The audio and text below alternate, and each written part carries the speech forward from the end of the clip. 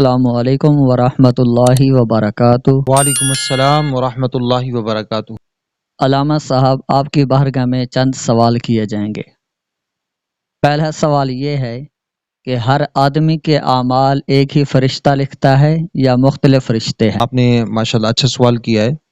جی نہیں، بلکہ نیکی لکھنے والے فرشتے الگ ہیں اور اسی طریقے سے گناہ لکھنے والے فرشتے الگ ہیں، اور اسی طرح رات کو اعمال لکھنے والے فرشتے الگ ہیں اور دن کو اعمال لکھنے والے فرشتے الگ ہیں۔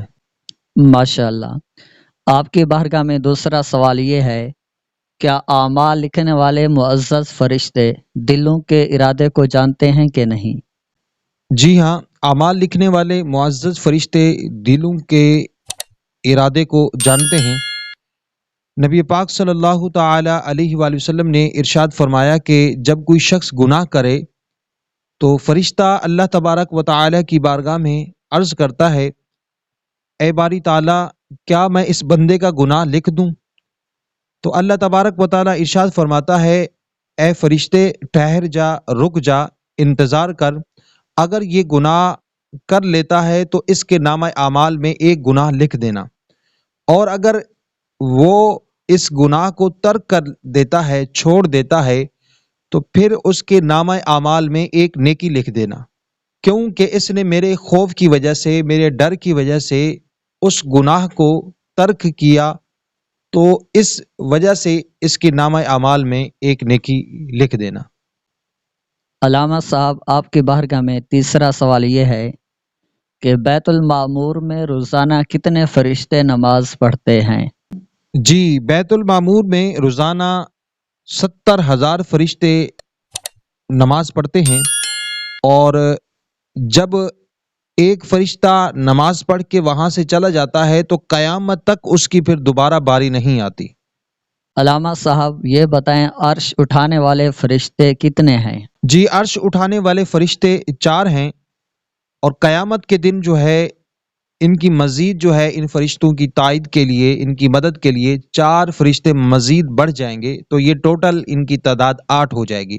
جو عرش اٹھانے والے فرشتے ہیں ان کی ٹوٹل تعداد جو ہے وہ پھر 8 ہو جائے گی۔ اچھا علامہ صاحب، یہ بتا دیں کہ اللہ تبارک و تعالی نے کس فرشتے کی پیشانی پر قرآن پاک لکھا؟ جی ماشاءاللہ، ایک یونیک سا سوال آپ نے پوچھا کہ اللہ تبارک و تعالی نے کس فرشتے کی پیشانی پر قرآن مجید کو لکھا۔ وہ فرشتہ جو ہے وہ حضرت اسرافیل علیہ السلام ہیں، کہ جس کی پیشانی پر اللہ تبارک و تعالی نے قرآن مجید کو لکھا۔ اور کیوں لکھا؟ اس کی وجہ یہ ہے کہ جب اللہ تبارک و تعالی نے فرشتوں کو حکم دیا کہ حضرت آدم علی نبینا علیہ السلام کو سجدہ کرو، تو سب سے پہلے جس فرشتے نے حضرت آدم علیہ السلام کو سجدہ کیا وہ حضرت اسرافیل علیہ السلام تھے۔ تو اس اعزاز کی بنیاد پر اللہ تبارک و تعالی نے حضرت اسرافیل علیہ السلام کی پیشانی پر قرآن مجید فرقان حمید کو لکھا۔ علامہ صاحب، یہ بھی بتا دیں کہ حضرت جبرائیل علیہ السلام حضور علیہ السلام کی بارگاہ میں کتنی مرتبہ تشریف لے آئے؟ جی، حضرت جبرائیل امین علیہ السلام حضور صلی اللہ تعالی علیہ وآلہ وسلم کی بارگاہ میں 24,000 مرتبہ آپ تشریف لاتے اور حضور علیہ السلام کی زیارت سے مشرف ہوتے۔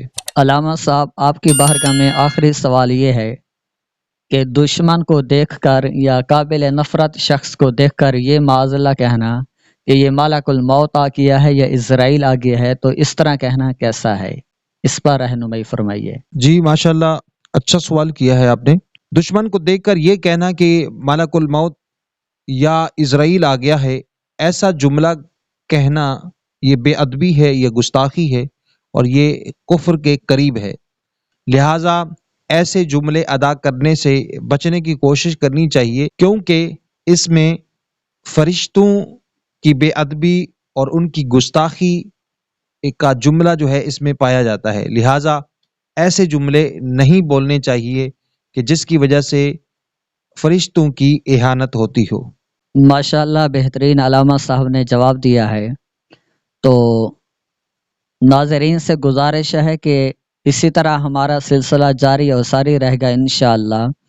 اور آپ کو یہ ویڈیو اچھی لگے تو اس کو شیئر کیجئے اور لائک کیجئے، اور کمنٹ کے ذریعے آپ نے بھی مزید کوئی سوال پوچھنا ہو تو آپ علامہ صاحب سے پوچھ سکتے ہیں اور علامہ صاحب وہاں آپ کو جواب دیں گے۔